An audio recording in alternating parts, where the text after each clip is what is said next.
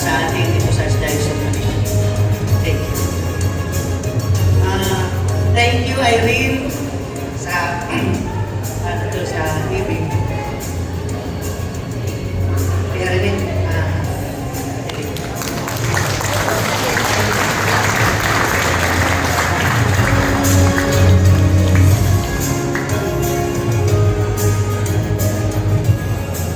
magandang hapon po sa inyong lahat. Salamat dun sa tribute.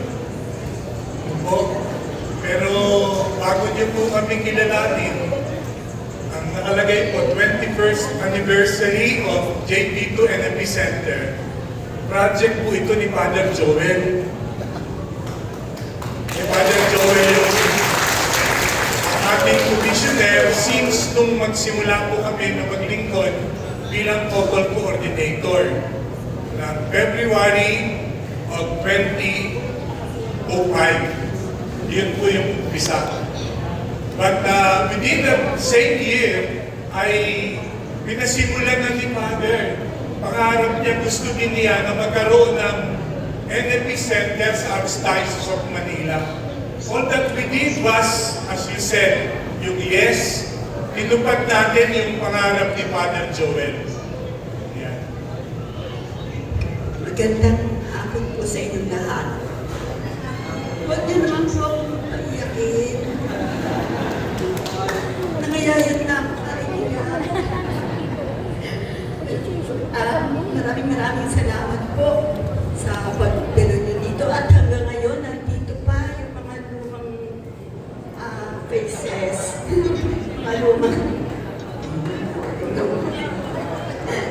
Maraming salamat po.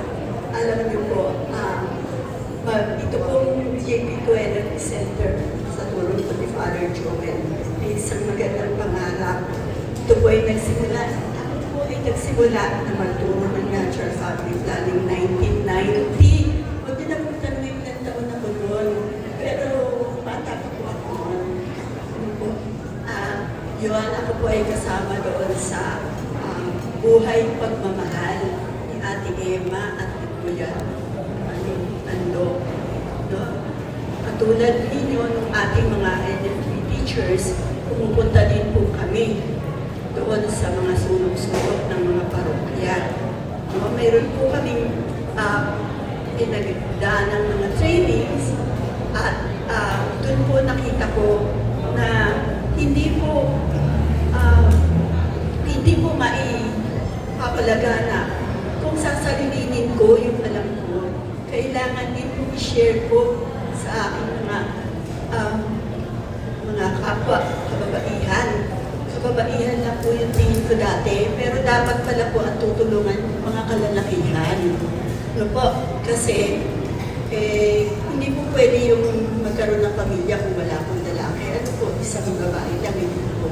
So, na-inspire po ako na gawin po ito sa yun nga, nung nag-share si Father ng kanyang dream din para sa Archdiocese of Manila, pinagpatuloy po namin. We were under noon kay Cardinal Sin po, yung kanyang buhay pagmamahal. So, nagtuloy po yun hanggang 1996. Ako po ay na-assign sa Don Bosco Tondo. Yun po yung pinagmulan noon.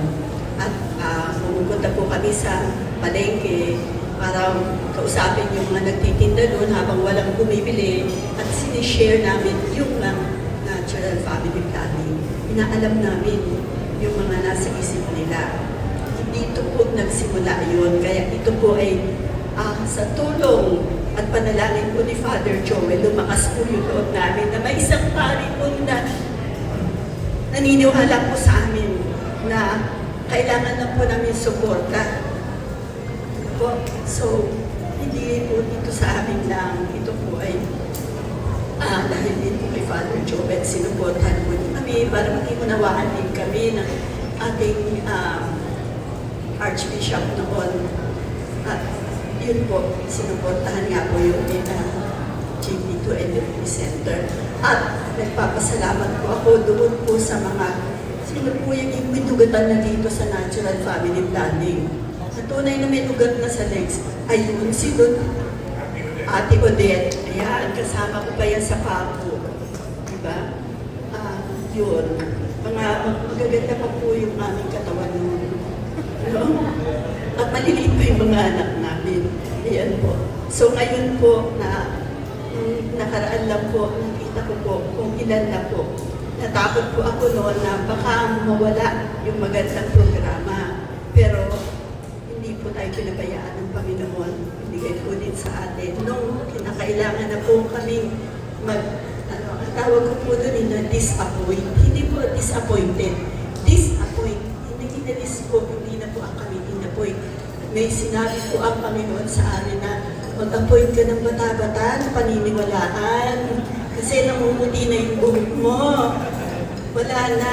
Tuyot na. So ito po, at yun pong mga taong naniwala sa amin at sumunod, ayan, katulad po ni Ate Egay, Ate at Kuya Egay at Ate Vivian.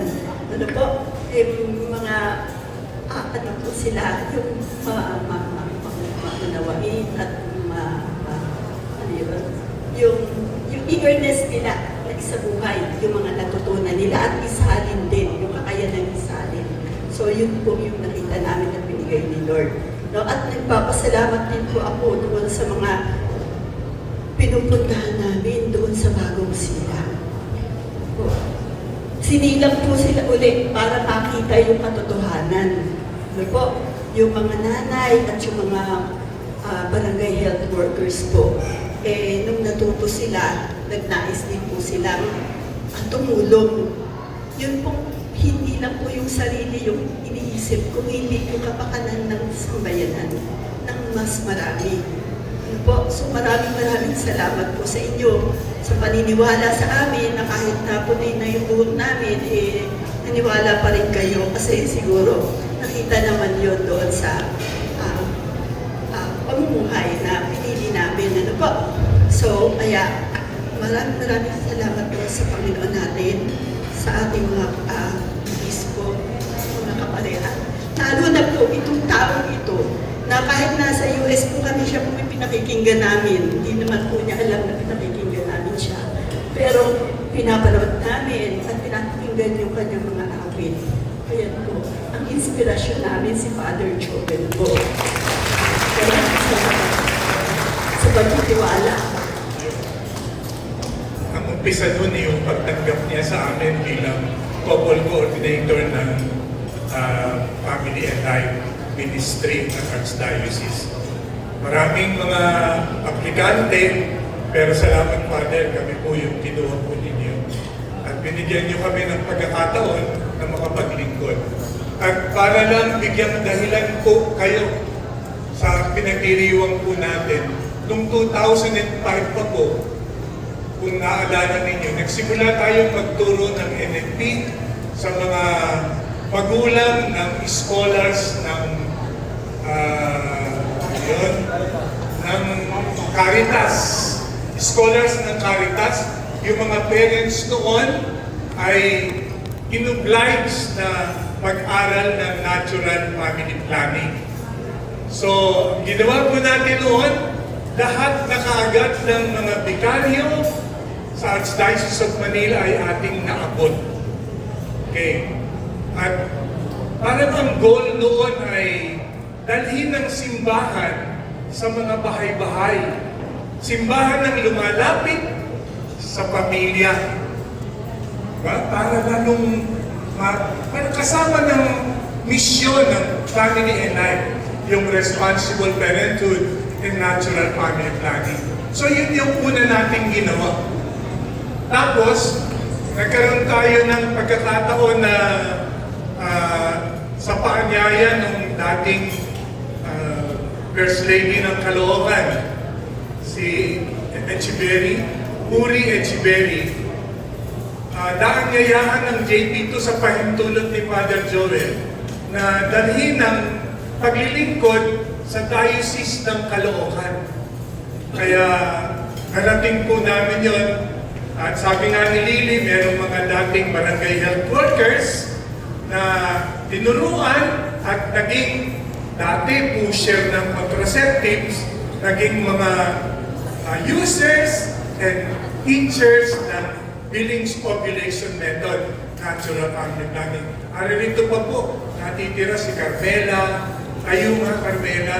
Sino pa ba yung si Irene? Ayan po, ayan si Irene pala. Sino pa? Si Ate Johnny. Ba? Of course, marami po sila, 40 sila na naturuan natin na maging NFP teachers. Through them, nagsimula na hindi lamang limited to the parents of the scholars ng Caritas. Kung hindi sinadya na natin na bawat vikaryo meron pong pagtuturo ng natural family planning sa bawat parokya. Ayan po. Okay.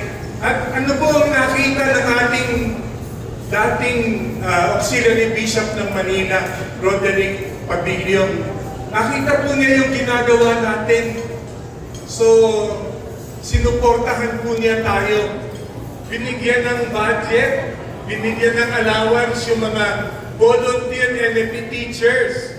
Di po ba? Kaya lang, utang pa natin hanggang ngayon sa labora. Utang pa sa labora kasi hindi daw nagbayad yung mga parokya, yung mga vikaryo. Dapat babayaran nila sa labora. Huwag ko lang ikwento. Opo. Pero ibig sabihin, lahat ng ito, nakarating tayo ng 21st anniversary, diba? Sa tulong ng Panginoon. At sa, hindi lang yung pag-yes namin, it is more sa pag-yes ninyo. Kasi 2017, nag-retire na po kami. Nag-retire hindi dahil sa ayaw na naming maglingkod. Dumating kami sa age 60 noong 2017. Hangat namin na mas maging available kami to bring the programs of the Archdiocese of Manila, Family and Life, sa ibang mga dioceses in the Philippines. Yan po yung aming layunin noon. But the Lord has other plans. Kasamang binless po yung Pregnancy Support Services of Asia na tumutok dun sa paglaban sa abortion.